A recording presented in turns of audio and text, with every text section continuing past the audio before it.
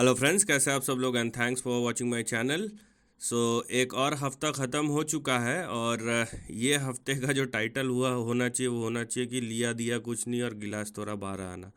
ये मैं इसलिए बोल रहा हूँ क्योंकि अगर आप निफ्टी का परफॉर्मेंस देखेंगे और क्योंकि उसके साथ कहीं ना कहीं देखिए निफ्टी जैसा परफॉर्म करता है या बैंक निफ्टी जैसा परफॉर्म करता है या जैसा इंडिकेशन देता है उस हिसाब से ही मैं वीकली एनालिसिस करता हूँ और उस हिसाब से ही ट्रेंड के बारे में जो भी मेरी लिमिटेड नॉलेज है वो शेयर करता हूँ।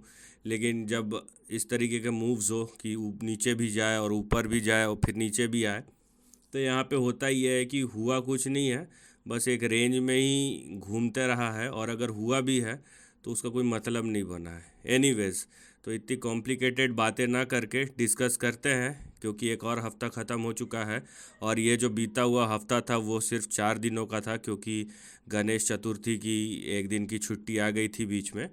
तो यहाँ पे अब आगे अगले हफ्ते क्या होने वाला है उसके बारे में हम डिस्कस करेंगे निफ्टी एंड बैंक निफ्टी के वीकली सीरीज़ के इस सेशन में। लेकिन उससे पहले अगर अभी तक आपने चैनल को सब्सक्राइब नहीं किया है तो जल्दी से सब्सक्रिप्शन का बटन दबा दीजिए और साथ ही में नोटिफिकेशन का बेल दबा के ऑल का भी बटन दबा दीजिए ताकि जब भी मैं कोई नया वीडियो अपलोड करूँ वो आपको नोटिफाई हो जाए। तो निफ्टी लास्ट फ्राइडे को क्लोज़ हुआ है 60 पॉइंट डाउन, जो कि बहुत ही माइनर डाउन साइड है 0.3%। और पिछले एक हफ्ते में 484 पॉइंट 485 पॉइंट, ये 2.4% का डाउन साइड है। वहीं बैंक निफ्टी अब देखिए फ्लैट क्लोज हुआ है और पिछले 5 दिनों में लगभग 3.26% 1500 पॉइंट का डाउन साइड यहाँ पे मिला है। तो ये हफ्ता पूरा ही पूरा डाउन साइड था और इसके पीछे बहुत सारे रीज़न है।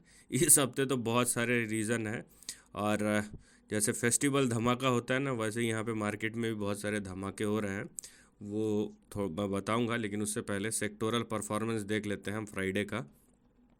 निफ्टी बैंक नीचे, निफ्टी ऑटो थोड़ा सा ऊपर, financial services, FMCG, IT flat, यहाँ पे सब flat to negative. Nifty media तो एकदम ही फ्लैट है, पूरा ही ज़ीरो है। उसके बाद मेटल में थोड़ी सी गिरावट है, फार्मा में 1.5% की गिरावट। पीएसयू बैंक है ये जो रैंक आउट परफॉर्मर है, 3.5% का यहाँ पे बाउंस बैक है। बाकी रियल्टी नीचे है ½ % से ज़्यादा। हेल्थ केयर यहाँ पे 1.6%। Consumer durables, oil and gas, ये सब नीचे है। सब मिला के ये सब मिला के इस डाउन साइड को स्पॉन्सर कर रहा है।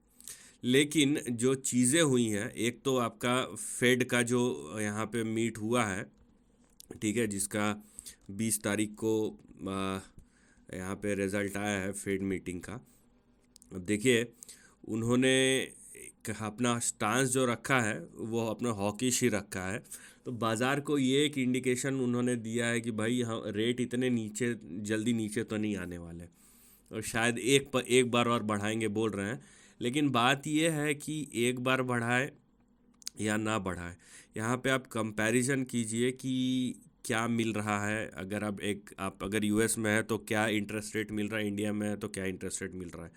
हमारे भारत देश की पॉलिसी हमारे अर्थव्यवस्था और उसके आसपास के परिदृश्य को देखते हुए निर्धारित किया जाता है, जो कि गलत नहीं है। लेकिन अगर एक डेवलप्ड इकोनॉमी में 5-5.5% का इंटरेस्ट रेट मिल रहा हो, जहाँ पे 1-2 साल पहले वो 1% से भी नीचे, तो जाहिर सी बात है जब खुद के घर में ही इतना अच्छा इंटरेस्ट रेट मिल रहा हो तो दूसरे देश में लोग पैसा नहीं लगाएंगे। मैं ये इमीडिएट टर्म की बात कर रहा हूँ, ठीक है, मैं लॉन्ग टर्म की बात नहीं कर रहा हूँ।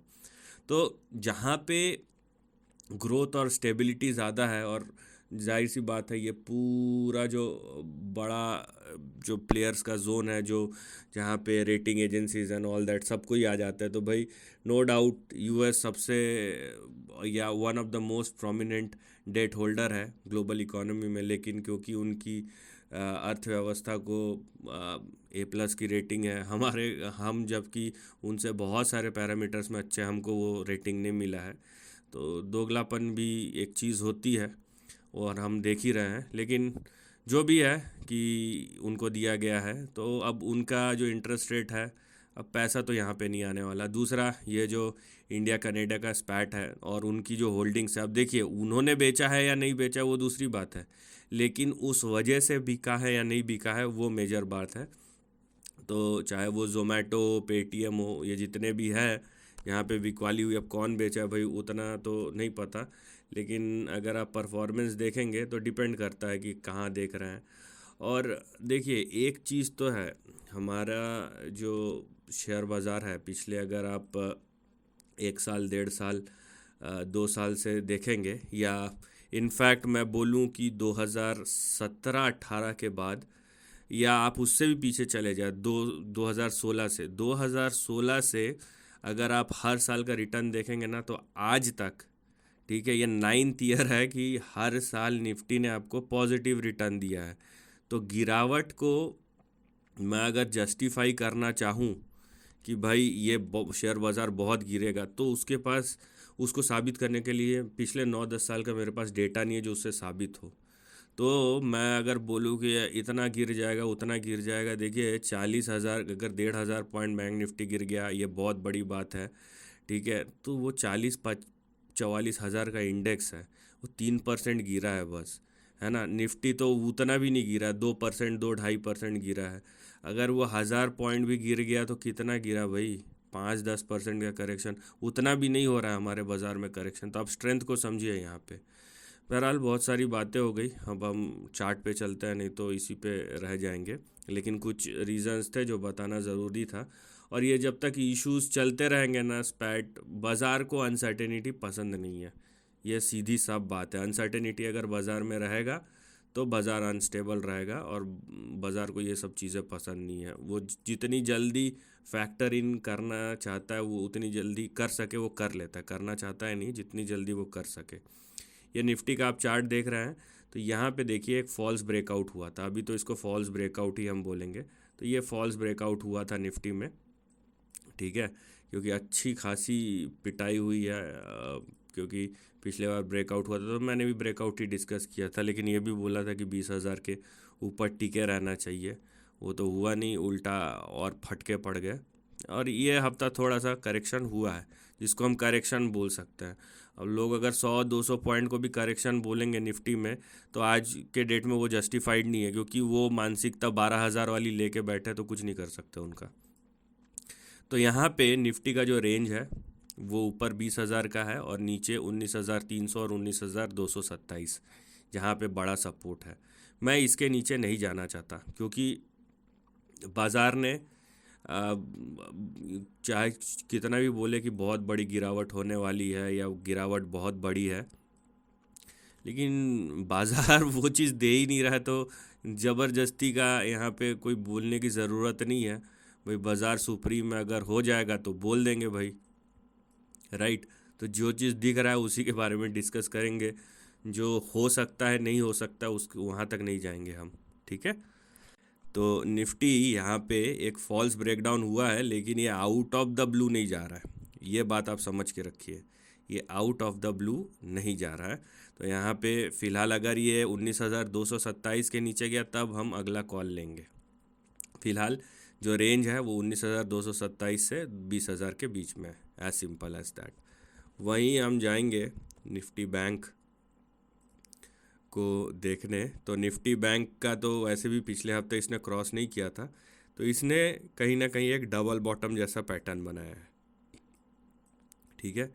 इसने देखिए निफ्टी बैंक ने एक डबल बॉटम जैसा पैटर्न बनाया है, लेकिन मैं वही बात है कि मैं करेक्शन को ओवर स्ट्रेच नहीं करना चाहता, ये बोल के कि यहाँ पे अगर हो गया तो उसको फिर एनालाइज करेंगे, ठीक है। जब हो गया, अगर करेक्शन बड़ा हो रहा है तो हम बोलेंगे कि हो रहा है, नहीं तो जहाँ तक लिमिटेड विजिबिलिटी है वहीं तक जाएंगे। क्योंकि बाज़ार में आप देख रहे हैं जब बाउंस बैक आ रहा है ना, तो मतलब लेफ़्ट राइट सेंटर जितने भी शॉर्ट वाले सबकी पिटाई हो रही है। तो भाई ऐसा रिस्क नहीं लेने का, और ख़ासकर अगर आप प्रोफेशनल नहीं है तो आप तो दूर ही रहिए भाई। आराम से शेयर खरीदिए, बैठिए, क्या दिक्कत है आपको, है ना, कि पीछे पड़े रहने का। तो यहाँ पे देखिए निफ्टी बैंक का जो रेंज है वो यहाँ पे 46,400 और 46,340 जो है ये आपका रेजिस्टेंस है, और नीचे आपका जो सपोर्ट है वो 43,840, 43,620 और 43,345, ये आपके अगले सपोर्ट है। इसके नीचे गया तो फिर आप अगला जो डाउन साइड है उसके बारे में सोचिए। लेकिन निफ्टी और bank Nifty no doubt correction है, लेकिन ये लिमिटेड करेक्शन है, ठीक है। तो इसको लिमिटेड करेक्शन लेके ही चलिए, उसके बाद होगा तो हम उसको बाद में डिस्कस करेंगे। क्योंकि ये प्रथा रही है कि जब फेस्टिवल आ जाता है तो जनरली बाज़ार वहाँ से फिर, क्योंकि डिमांड में रिकवरी आती है, वो डोमेस्टिक डिमांड के वजह से आती है, तो वहाँ पे भी बहुत बार क्या मैक्सिमम वही होता है कि बाज़ार वहाँ से घूमता है। और गणेश चतुर्थी आ गई है, मतलब फेस्टिवल का जो द्वार है वो खुल चुके हैं, और अभी पूरे भारतीय त्यौहार जितने भी हैं है ना, वो आने वाले एक के बाद एक के बाद एक। तो और दिसंबर तक रहता है, तो भाई आ, थोड़ा बहुत करेक्शन कंसोलिडेशन दूसरी बात है, लेकिन बड़ी गिरावट एक्सक्लूडिंग की फाइनेंशियल क्राइसिस के अलावा नहीं देखने मिला इन जनरल की बहुत बड़ा। और पिछले, अगर आप जैसे कि मैंने बोला कि 2020 को भी आप हटा दे तो रीसेंट करेक्शन या 2020 के बाद का जो मार्केट देख लें, इतना बड़ा करेक्शन आया नहीं है, अभी तक नहीं आया है। और आया भी है तो जितनी जल्दी वो सक्ड इन हो जाता है, इतने बड़े बड़े जो बाई एंड सेल ऑर्डर होते हैं ना, 5% 10% के करेक्शन में आराम से हो जाते हैं। नहीं तो पहले तो ऐसे होते थे तो भाई वो एब्जॉर्ब होने में कितना समय लगता था। तो ये इन चीज़ों को समझिए, और इन चीज़ों को समझिए और देखिए कि डेप्थ बढ़ रहा है बाज़ार में। डेप्थ बढ़ना बहुत अच्छी चीज़ होती है, तो ओवर स्ट्रेच करना ज़रूरी नहीं है किसी भी चीज़ को कि और करेक्शन होगा और करेक्शन होगा। जहाँ तक दिख रहा है वहीं तक ठीक है, क्योंकि उससे ज़्यादा जाएंगे ना तो खुद को चोट लगाने वाली बात है। So this is the end of the video, thanks for watching.